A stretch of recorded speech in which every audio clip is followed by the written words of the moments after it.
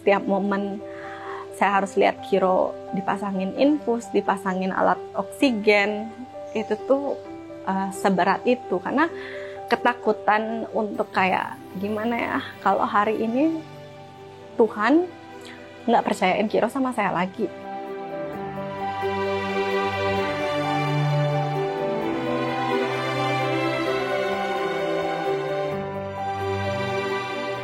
Halo, nama saya Uti.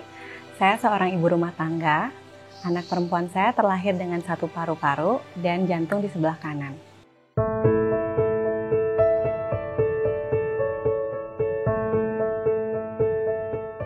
Kiro itu lahir dengan kondisi komplikasi. Yang pertama, dia itu terlahir yang namanya lung agenesis. Jadi Kiro itu hanya terlahir dengan 1 paru yang berfungsi, itu di sebelah kiri. Sedangkan paru kanannya itu nggak terbentuk sama sekali. Kemudian dia juga ada kondisi yang dinamakan dextrokardi atau jantungnya itu di sebelah kanan. Yang terakhir kita baru tahu itu dia juga ada penyempitan saluran pernafasan atau trachea stenosis. Itu kita taunya waktu di trimester kedua. Jadi ada pemeriksaan rutin screening kan di trimester pertama, kalau nggak salah itu untuk menemukan ada gejala autism sama kelainan kromosom. Nah kalau yang ke trimester kedua itu biasanya untuk melihat perkembangan organ dari janin. Jadi waktu 5-6 bulan kehamilan gitu saya screening, tiba-tiba dokternya tuh kayak yang berhenti di 1 titik gitu. Terus raut mukanya berubah dan tiba-tiba dia menjelaskan gitu. Waktu itu sih dokternya hanya info kalau kemungkinan Kiro itu ada perbedaan di pertumbuhan jantungnya dari anak-anak biasa gitu.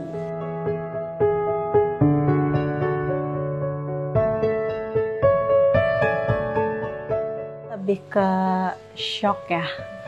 Karena kan pernikahan saya tuh masih muda umurnya. Terus kita juga langsung dikaruniai. Ini kebetulan kehamilan pertama saya. Jadi awalnya kita sangat excited, kita sangat semangat.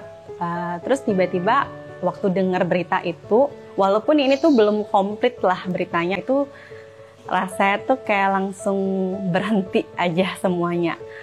Kayak saya tiba-tiba kayak nggak bisa dengar apa-apa gitu. Terus kayak yang butuh waktu agak lama sih untuk memproses sama mengerti keadaan aja waktu itu.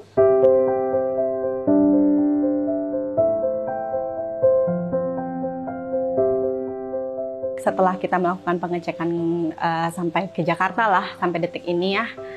Jadi memang dokter info untuk segala komplikasi kondisi Kiro itu, pengobatan itu belum ada. Fasilitas di Indonesia itu belum memadai untuk kasus seperti ini. Ini juga kasus yang langka dan komplikasi yang berbeda gitu. Karena kalau mau dilogikain aja gitu kan, ini parunya cuma 1. Berarti terapi penyembuhannya transplant paru dong ya, cangkok paru atau apa. Itu tuh hal yang belum ada aja untuk di Indonesia maupun di usia Kiro gitu. Jadi untuk penyembuhan itu sama sekali belum ada sih.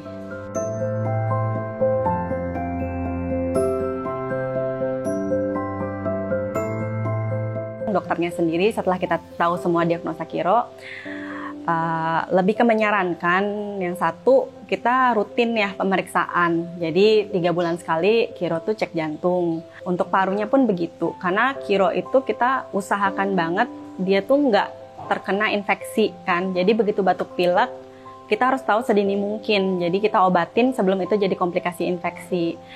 Jadi terapinya lebih ke menjaga imunitas sih, terus makan makanan yang baik bergizi. Kalau dari saya pribadi sih lebih ke kayak jarang banget ya bawa Kiro keluar gitu, maupun ketemu orang banyak, ke tempat umum gitu. Itu sih yang saya sangat-sangat batasi. Memang sih dokternya bilang untuk sampai 5 tahun pertama itu akan berat dengan komplikasi seperti ini.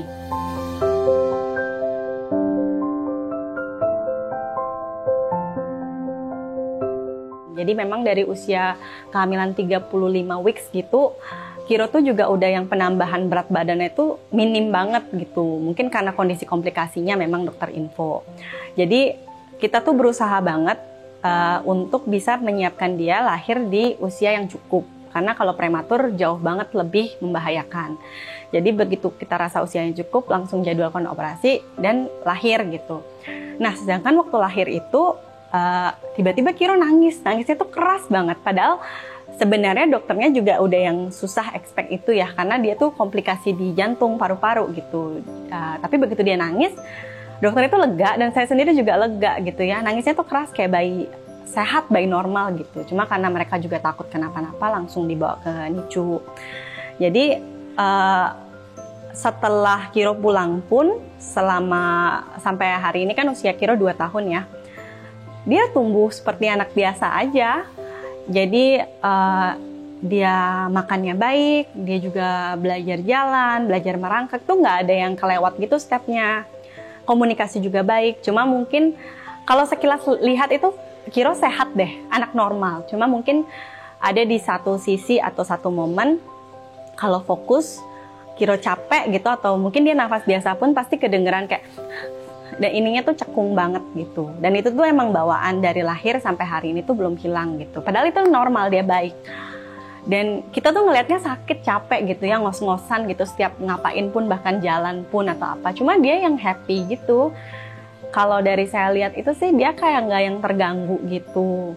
Cuma nggak bisa dibohongi sih, kadang kalau ada aja yang mungkin satu rumah ada yang sakit, atau mungkin dia habis pergi ke tempat yang mungkin ada orang sakit gitu. Misalnya besok dia langsung tiba-tiba kayak bersin-bersin, batuk, udah di lusanya kita langsung ke UGD gitu. Jadi kayak kalau buat kita mungkin kan gejala seminggu 3 hari nggak membaik, baru sakitnya tambah parah. Kalau Kiro nggak, jadi gejala besoknya masuk UGD. Dia tuh yang kayak gitu-gitu.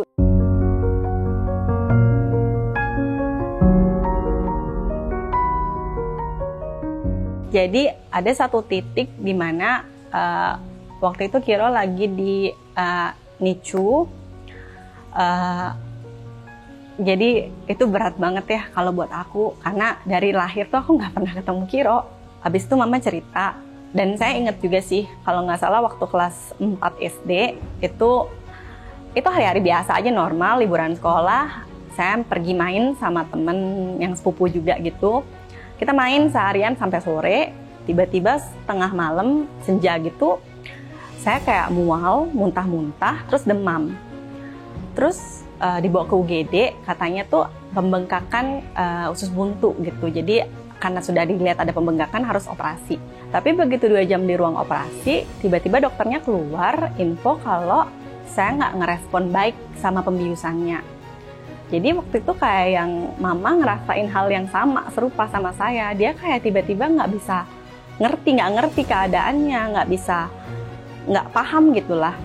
Setelah pelan-pelan dijelasin, pelan-pelan lewat gitu, baru deh ngerti kalau saya itu ada masalah di pembiusan. Saya koma selama 10 hari. Jadi mama itu nggak comfort aku, cuma mama bilang, mama tuh tahu gimana rasanya 10 hari nungguin anak. Waktu itu saya dipicu. Kita lihat dari jendela, kita pingin peluk nggak bisa. Kita mau gimana gitu loh. Dan bahkan mama itu sempat ngelewatin di hari ke-9 ke-10 itu, kuku sama rambut saya tuh udah yang rontok lepas gitu. Jadi itu kalau dokter tuh setiap hari itu datang dengan kabar buruk. Inilah, itulah, nggak merespon lah, penurunan inilah.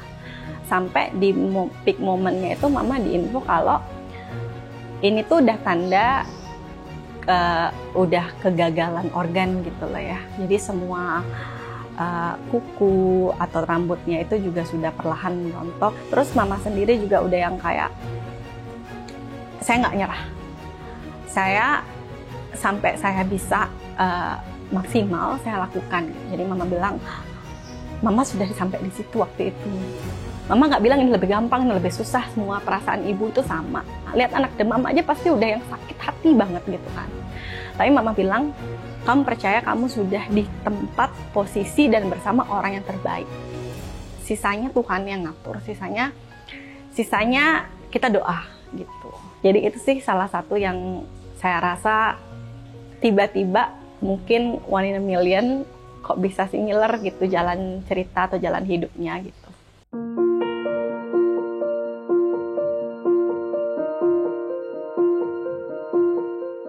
Momen terberat sih buat menerima ya, karena fase dari memproses sampai menerima itu masih yang susah banget sampai hari ini. Karena ada banget dulu waktu waktu setelah dengar kabar Kiro itu yang waktu dia masih di dalam kandungan, saya yang shock cuma ngelewatin hari-hari aja, yang tidur, makan, doa, masih kerja, cuma gitu aja, lewat aja. Padahal itu tuh harusnya udah di fase nyaman ya, kehamilan trimester kedua itu kan nyaman, kamu waktunya shopping, persiapan melahirkan. Saya nggak ada yang sampai saya itu baru beli barang-barang Kiro itu hamin seminggu dia lahir, karena saya nggak nyangka dia lahir.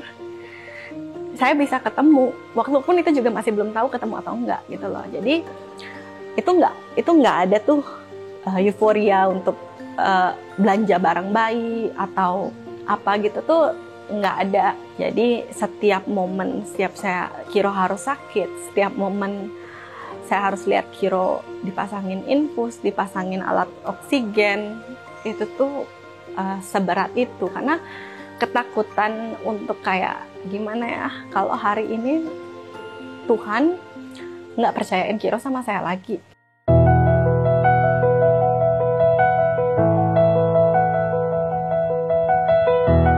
Kalau nanti suatu hari Kiro nonton video ini, kamu hebat.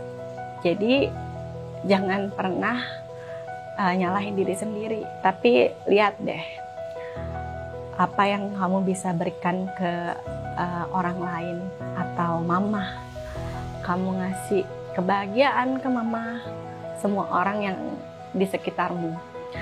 Karena waktu Kiro juga melewati proses pemeriksaan di rumah sakit itu, karena kasusnya langka, jadi ada dokter residen itu juga yang ngomong ke saya, dia itu jadiin kasusnya Kiro makalah atau pembelajarannya dia. Itu banyak banget manfaatnya untuk ilmu kedokteran.